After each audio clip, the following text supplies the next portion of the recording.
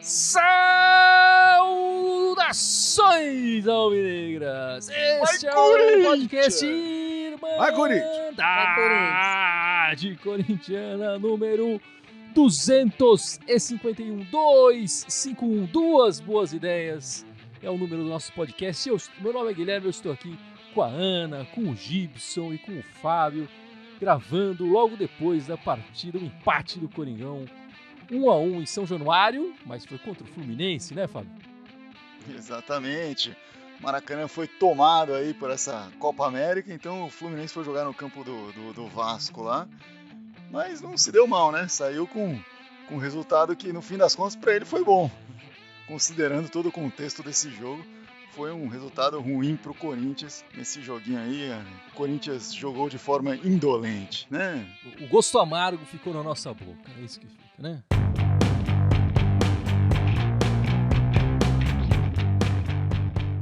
Mas antes de falar dessa partida, eu queria puxar uns destaques da semana aqui da Irmandade Corintiana. E eu queria começar com a Ana. Qual é o seu destaque nessa semana, Ana? O destaque dessa semana é o Jô, né? Que começou a semana com muita polêmica, essa história da chuteira pseudo-verde, azul turquesa, dependendo do jeito que olha, né? Tem aqueles vídeos na internet, dependendo do jeito que olha é uma cor, né? E acabou assimilando, foi multado, não fez nenhuma reclamação pública, pelo menos. Foi bem no jogo contra o Sport, fez um gol, participou do outro gol do Sport, né, apesar de ter sido contra. Hoje também foi bem, segurou bem a zaga do Fluminense no primeiro tempo. No segundo tempo decaiu, assim como toda a equipe. Fez o gol, chamou responsabilidade porque poderia ter se isentado e não ter chutado o pênalti, né? Eu fiquei com medo quando eu vi ele pegar a bola ali. Eu lembrei dos pênaltis que ele perdeu, eu fiquei com medo. Mas fez. Se ele errasse, a torcida ia cair de novo em cima dele, não resta dúvida, mas teve hombridade, foi lá, bateu o pênalti, fez o gol, fez o único gol do time hoje. Virou o artilheiro do Corinthians no século, né? No século atual, passou o dentinho. Então, meu destaque dessa semana vai para ele. E ele tá a um gol, né, do Romero para empatar os gols na Arena, ser o artilheiro da Arena, né? Deve uns 10 jogos assim, sim. Uns 10 jogos. Os 10 jogos no total ou os 10 jogos na Arena? Vai saber, né? Com esse time vai saber, né? Será que sai no primeiro turno? Ponto de interrogação. E vamos escutar o destaque do Fábio essa noite. O meu destaque, ele não é um destaque somente corintiano, apesar que a Ana falou de controvérsias corintianas, foi também um destaque impulsionado por uma controvérsia corintiana, que foi a questão do Danilo Avelar essa semana, que teve o contrato dele rescindido por uma questão de racismo, né? Ele fez lá um comentário durante um chat de um jogo lá, um comentário bem feio, não vou nem repetir aqui, uma ofensa bem racista, e o Corinthians decidiu rescindir aí o contrato dele depois da controvérsia toda, de todo o bafafá que deu em cima desse comentário dele. O caso do Danilo Avelar foi uma questão racista, a torcida caiu em cima, etc. e tudo mais, acho muito importante, mas a gente está também aí no mês do orgulho LGBTQIA+, e amanhã é o dia do orgulho LGBTQIA+, e é algo que não é falado no futebol, né? No futebol no Brasil, principalmente, é muito pouco discutido esse preconceito também. Acho que é algo que tem que se tomar as rédeas, os jogadores, os clubes têm que tomar a frente disso. Foi bacana ver hoje nosso o Fluminense, adversário, né? O Fluminense nos números e na faixa de capitão, utilizando algo para demonstrar esse respeito, né? Nas arquibancadas do São Januário, e aí já é do Vasco, não é nem do Fluminense, né? Também tinha lá uma faixa pedindo respeito, tal, com as cores da LGBTQIA+, do arco-íris. E na Eurocopa a gente viu toda uma discussão em cima disso aí, por conta de um protesto que ia ser feito, e a UEFA decidiu não fazer, e ao invés disso a própria torcida fez, o time da Alemanha fez, e, enfim, a discussão ficou até maior do que seria por conta disso. E também em outros esportes essa discussão ficou mais ampla, né? Essa semana tivemos um caso no futebol americano, pela primeira vez um jogador profissional em atividade se assumiu gay, E isso é gigantesco, assim, se você pensar na história dos esportes profissionais masculinos. Isso raramente acontece, principalmente com esportes de equipe. A gente vê, às vezes, esportes olímpicos, isso acontece, né, um pouco. Então, para ter uma ideia, acho que faz 7 anos que um jogador da NBA, o Jason, esqueci o sobrenome dele, se assumiu também, saiu, e depois disso ninguém, né? E acho super importante esse movimento agora, e acho que a gente tem que respeitar, e os clubes têm que pedir isso, e se a torcida está exigindo que o clube haja em cima do respeito, eu acho que o clube tem o direito também de exigir que a torcida tenha esse respeito e pare de ficar chamando o jogador de bicha, pare de ficar sendo desrespeitoso usar xingamentos homofóbicos durante as transmissões, para os adversários, pelo que for. Acho que tem que ser dado esse exemplo também e ser exigido com notas públicas e cobrando isso da torcida também, da mesma forma que a torcida pesou em cima do Corinthians e cobrou essa saída do Avelar por conta do racismo cometido. E é bom lembrar, o Duílio assumiu, né, com a intenção de mudar um pouco isso. Ele, a princípio, se aproximou, tem um perfil no Twitter da Fiel LGBT, ele se aproximou, pediu uma reunião, uma conversa, e depois sumiu, né? Eu tenho acompanhado o relato desse Fiel LGBT, eles estão tentando colocar uma faixa lá também da torcida Fiel LGBT e não conseguem, não conseguem mais contatos com o presidente, que inicialmente queria mudar isso e depois parou. E lembrando que o Duílio é o cara que, quando o Cantígio chegou, fez aquela piada infeliz com o número 24 na camisa do Cantígio. Exato, piada de tiozão ainda, né? Piada não só homofóbica, mas piada de tiozão ainda.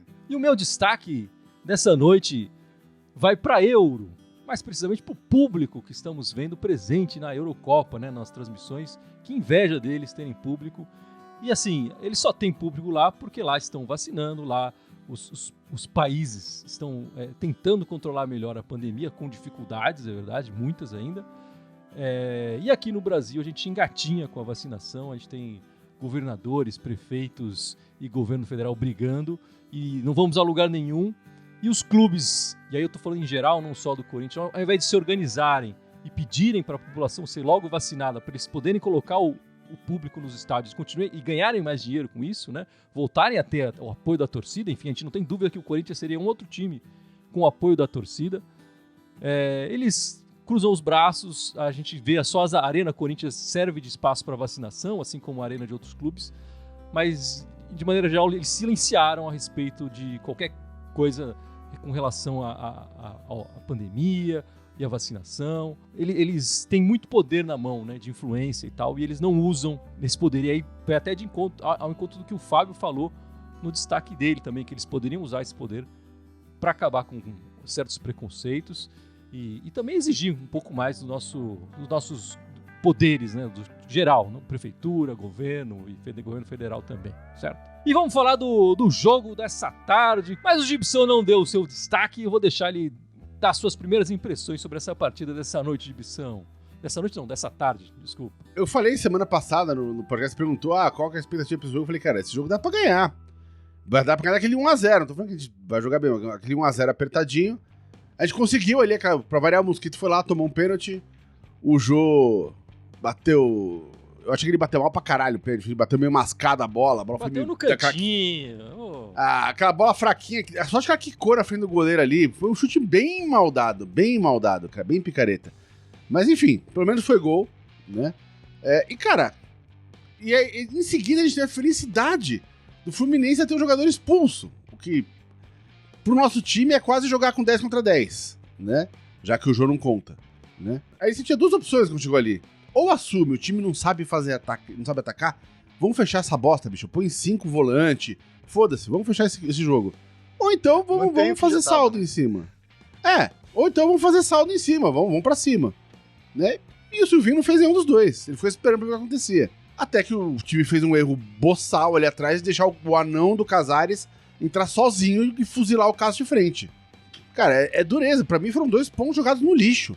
A gente podia estar ali quase no G4 ali. Enfim, 2 pontinhos que estavam na mão que jogaram na sarjeta. Eu falei no outra live que o empate pra mim tava bom, mas isso eu falei antes do jogo, né? Depois que você vê a cara do jogo, o empate exatamente. Ficou, na minha opinião, vergonhoso. E eu não acho que a culpa é do Silvinho. Eu acho que a culpa é de quem estava em campo e não correu. Várias vezes os jogadores do Fluminense passaram com os jogadores do Corinthians andando no meio de campo. Andando. Foi vergonhoso esse time hoje. O Silvinho mexe mal, a gente já falou isso 500 vezes. Ali, o lado esquerdo, ele não consegue arrumar. Eu queria saber por que o Matheus Vital tá cansado. O que ele fez nos últimos 3 jogos para ele estar cansado? Agora, colocar Matheus Vital, Arauz, tá tudo na mesma. Tudo a mesma porcaria. Não conseguem fazer uma jogada pela esquerda. Nem com um a menos. O pessoal falou, ele escalou mal. Se tivesse escalado mal, o primeiro tempo tinha gente indo mal. Não foi o que aconteceu. A gente viu um primeiro tempo razoável para bom. O time piorou mesmo depois que ficou com um a mais. É impressionante. Exato. Parou de jogar. Agora, piorou porque eu acho que se acomodou, né? Se acomodou. Mas não é culpa do técnico. O Silvinho estava gritando hoje, antes do Fluminense tocar a bola para reiniciar o segundo tempo. Ele já estava gritando, ele estava fazendo o que é possível. Eu acho que ele peca nas substituições, mas o time andar em campo é vergonha. Vergonha. Sim, e o Gil tava cobrando isso do próprio time, né? O Gil, quando tava 1-0, você via a imagem do Gil gritando, falando, e aí, vamos parar de jogar? Parou de jogar? Falando pros jogadores do próprio time. E não mudou, assim. Eu discordo um pouco do Gibson, assim, eu acho que o Silvinho fez a segunda opção, né? Eu quero ir pra cima, quero fazer mais gols. Ele fez com o que dava, né? Não sei se ele fez as melhores escolhas, mas colocou ali o Vital, que é um dos maiores goleadores do time esse ano, essa temporada. Colocou o Cantígio, que tem sido o armador do time aí nessa fase dele. Só que não deu certo, né? Então ainda estava 1-0 e o Silvinho estava tentando colocar o time para frente. Inclusive o Vital foi quem não acompanhou o Casares. E talvez tenha sido esse o problema. Ele mudou ali e enfim, e aí o time perdeu a linha que estava fazendo, não sei. O fato é que o time não rendeu depois que tava vantagem numérica no placar aí, em campo, quer dizer. O time do Corinthians tem alguns fantasmas, né, que assustam o torcedor e o elenco há algum tempo, né? Um dos fantasmas é não saber armar a equipe. Bem ou mal, o Mosquito está resolvendo um pouco a saída do Corinthians, o ataque do Corinthians, ele está carregando o time nas costas no ataque, né? Só ele produz ali na frente, ninguém mais. Um outro fantasma, que é o que a Glaucia Berti está falando aqui, Corinthians versus segundo tempo, é um duelo à parte. O Corinthians cai muito de produção no segundo tempo. Com o Mancini, ele conseguiu resolver isso em algum momento, ele falou disso, inclusive, quando ele chegou. Parece que passou por um momento que o time conseguia se concentrar e produzir mais, tanto no primeiro quanto no segundo, mas nas últimas partidas o time, não sei se é uma causa física, não sei o que é. O time cai de uma maneira muito grande no segundo tempo, fisicamente e mentalmente, perde a concentração mesmo. E aí a gente vê essas cenas que a Ana falou, o jogador do adversário passa e o corintiano não tá nem aí. Não corre pelo outro, não corre nem por ele, nem pelo outro, enfim. Isso precisa ser corrigido logo. A gente não pode sofrer abrir o placar e com um a mais levar o empate. É vergonhoso, especialmente porque o time parou de correr. Porque se continuasse correndo, ganhava o jogo, levava os 3 pontos para casa. Mas o time parou, sentou no resultado e parou. O Flu voltava e montava a zaga inteira de volta em 2 segundos. Ele chegava lá e tá tudo fechado de novo. E induziu o Fluminense a voltar, a crescer no jogo, né? Porque... Exatamente. Eles perderam o centroavante deles, né? Então, teoricamente, sei lá, se perde o centroavante, a montagem defensiva da equipe continua a mesma. O centroavante não participa tanto desses momentos, né? Mas em algum momento o técnico deles falou, não, dá pra gente ganhar. Tirou algum jogador ali do meio campo e colocou de novo o centroavante. E aí começou a agredir mais o Corinthians, que quando, na verdade, o Corinthians deveria... E o Corinthians deixando a bola com o adversário, o Corinthians devia ficar com a bola, né? Eles estão com um a mais, deixa eles correndo atrás da bola, vamos fazer aquela... Era o momento pro Corinthians fazer aquele passe que a gente cansou de ver, de fazer aquele U. A bola vai de um lado pro outro e a gente não vai pra lugar nenhum. Mas era o momento da gente ficar fazendo isso e os caras correndo atrás da bola. Em algum momento ia sobrar espaço pra gente entrar e fazer mais um. Fez mais isso quando tava 1-1, né? Depois que já tinha empatado, e aí deveria ter ido mais pra cima ainda, perdeu o senso de urgência completamente, né? Recebia a bola e ia tocando pro lado e tal. era ridículo, assim, você viu o Fluminense atacando e pressionando. O Fluminense esteve, pra mim, mais próximo do segundo gol do que o Corinthians. Olha lá, o Ivan Maia falando que os caras só tem Brasileirão pra jogar e mesmo assim fica cansado. Isso é foda mesmo, tá jogando um com a competição, bicho. Ou seja, ninguém pode falar, o ritmo de jogo, pô, bicho, 2 joguinhos por semana, pelo amor de Deus, hein? Mas tem algo errado na preparação física do Corinthians. Tem, sem dúvida. E a mental também, né? O Corinthians perde a concentração muito rápido. Muito rápido. É um time desconcentrado, desatento. Não pode isso, não pode. O Fábio Ramos, Matheus Vital, voltou a ser um Matheus que conhecemos. Não consegue fazer nada. Ele tem que ir pro América Mineiro, que o Mancini tá lá, né? E ele só joga com o Mancini, pelo jeito. O Gibson tinha dado a letra da estatística do Vital, né?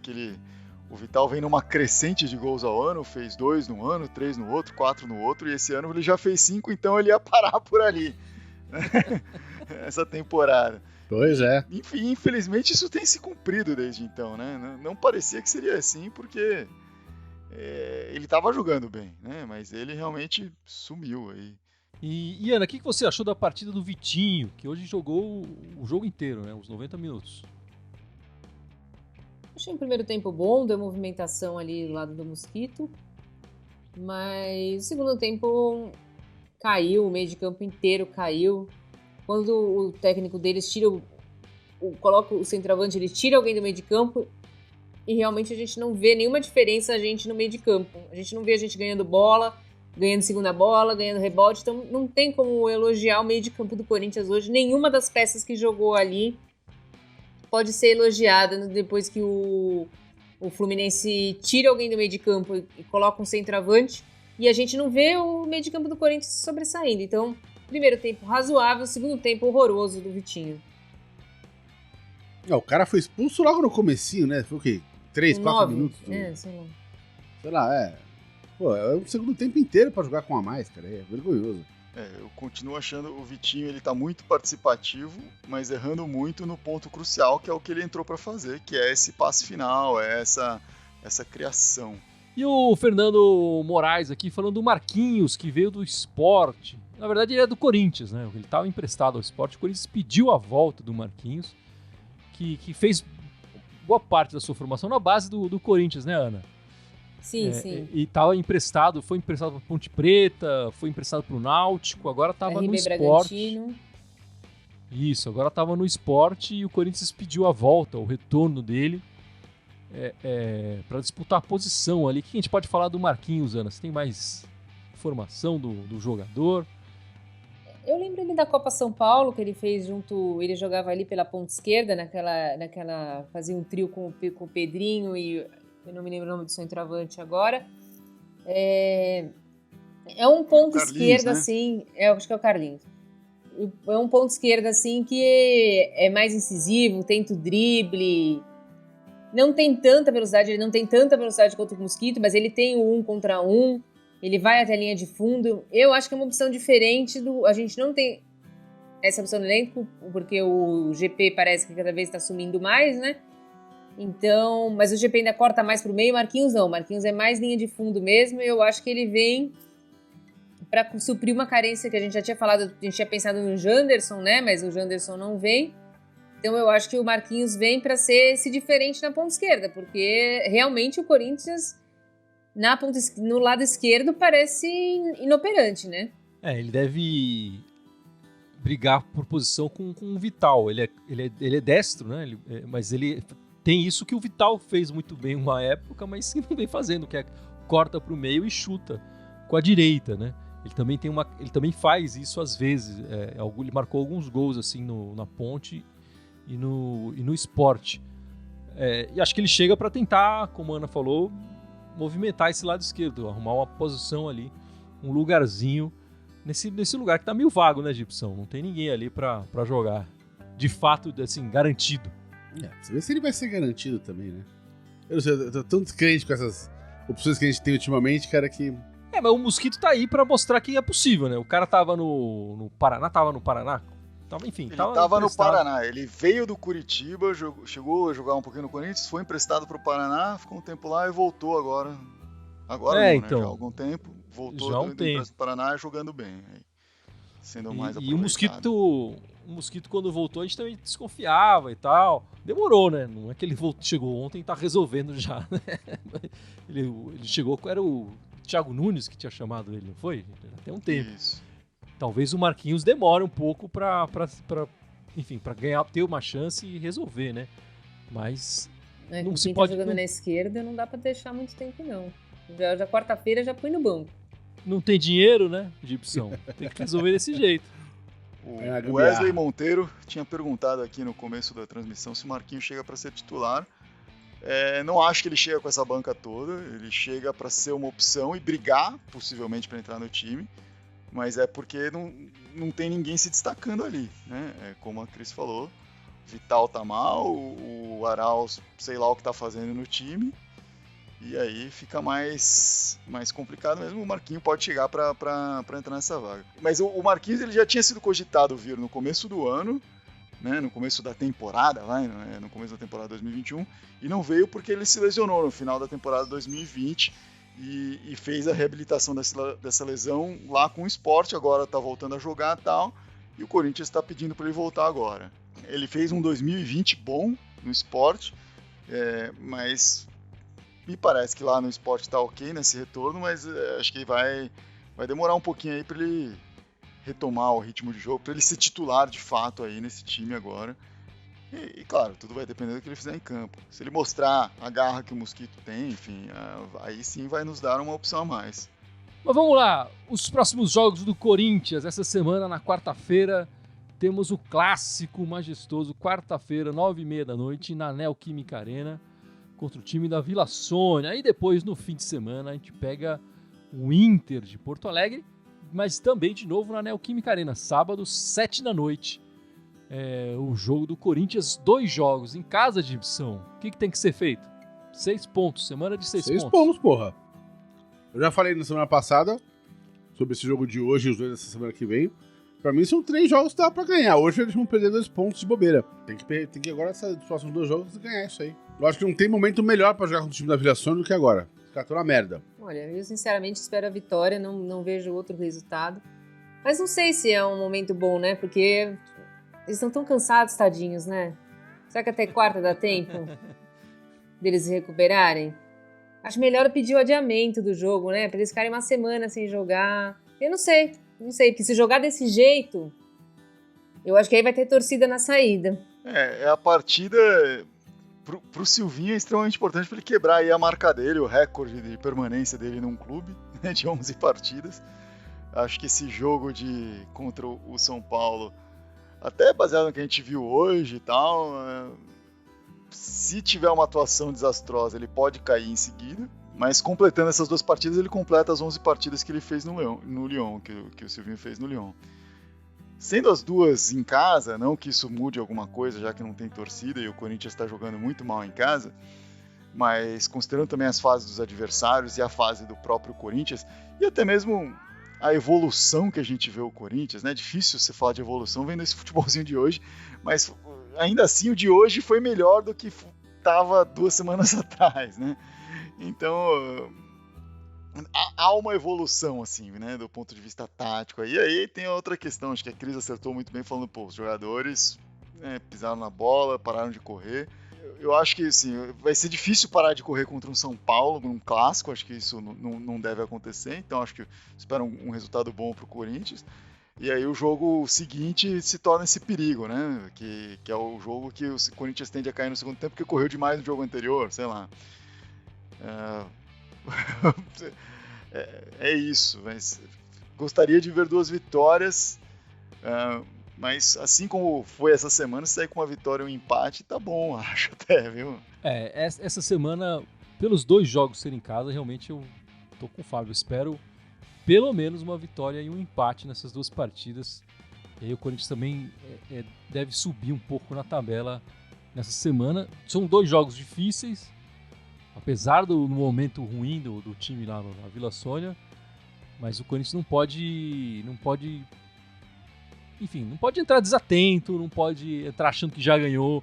Com 1-0, não pode achar que já ganhou também. Tem que continuar concentração total o tempo inteiro, que a gente não vê, né? Acho que o Silvinho tem conseguido, de uma certa forma, taticamente organizar a equipe me parece mais bem estruturada desde que ele chegou, mas os jogadores precisam também fazer a sua parte, né? E a gente não está vendo isso. Quando isso começar a acontecer, acho que esse time vai conseguir resultados mais interessantes. Não estou dizendo que vai dar show nem nada disso, mas se começar a ter resultados mais interessantes, a coisa fica mais gostosa de assistir, né, Gibson? Que tá difícil. Eu tô tão puto hoje que eu não consigo... Bicho, tá louco, bicho.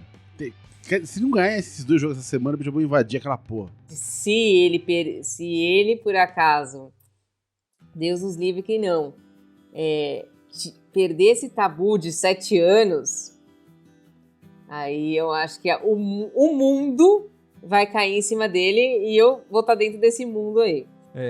Mas o Fábio falou um pouco do Avelar, né, no começo do nosso podcast, mas a gente teve outro jogador que saiu.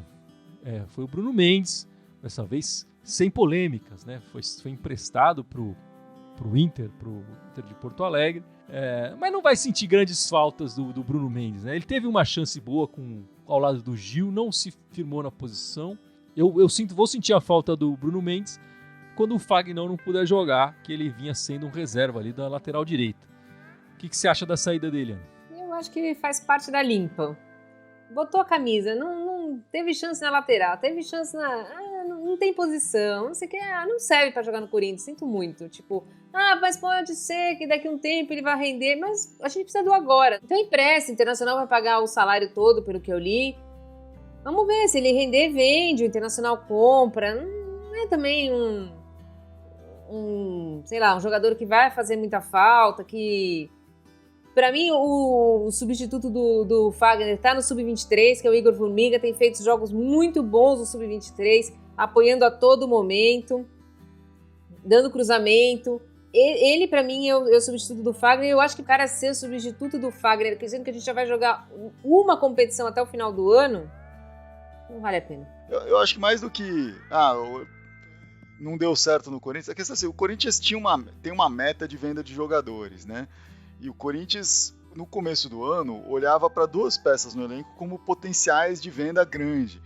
O Matheus Vital e o Bruno Mendes. Né? E aí, o melhor a fazer para conseguir vender, e ele quer jogar o Bruno Mendes já há muito tempo, pedia a titularidade do Corinthians, né? Ele era vocal a respeito disso, falava em entrevista que gostaria de ser titular, e agora de novo, porque ele quer continuar defendendo a seleção uruguaia. Então acho que é justo, empresta o cara para lá, eles vão arcar com o salário integral dele, então ótimo, lá ele vai ter uma vitrine excelente para isso, e para o Corinthians pensar, o cara jogando, sendo titular, sendo convocado para a seleção uruguaia, a chance de vendê-lo é muito maior, e o legal desse negócio foi que assim, não só vão pagar o salário integral, que parece que é raro, né, nos empréstimos do Corinthians, que não fixaram um valor de venda. Então, se o cara arregaçar lá, jogar muito bem, né, e tiver um interesse, sei lá, de um time italiano comprar o cara, tal, dá para vender caro e o Inter não pode falar, vou pagar esse preço que tá aqui no contrato e depois eu revendo. Então acho que foi um negócio correto para todas as partes. Assim, o velho ganha aí para todo mundo. O Inter ganha um zagueiro que não tem, o Bruno Mendes ganha uma titularidade que não tem, e o Corinthians ganha uma vitrine que hoje não consegue oferecer para o Bruno Mendes. E Ana, Fábio, tem alguma coisa das meninas essa semana? O campeonato tá parado, né, o futebol feminino? Tá parado, mas teve um jogo, né? Teve o último jogo aí da temporada regular do Brasileirão. Né? Foi 1-1 contra o Avaí Kinderman. O Avaí saiu na frente com 1-0, o Corinthians buscou um empate, o Corinthians entrou com um time misto, todas as jogadoras convocadas, se não me engano, foram convocadas para a seleção, se não me engano, foram poupadas, a goleira Natasha também foi poupada, entrou a Kemely, e o brasileiro agora só retoma a jogar a segunda fase em agosto, porque vai fazer uma pausa para as Olimpíadas, né? E vai jogar essa próxima fase aí, as quartas de final, contra o próprio Avaí Kinderman, que ficou em 8º lugar. Então, em primeiro lugar o Corinthians, o Avaí ficou em 8º, então vão se enfrentar novamente aí na próxima fase, mas vai demorar aí 1 mês e meio até isso acontecer.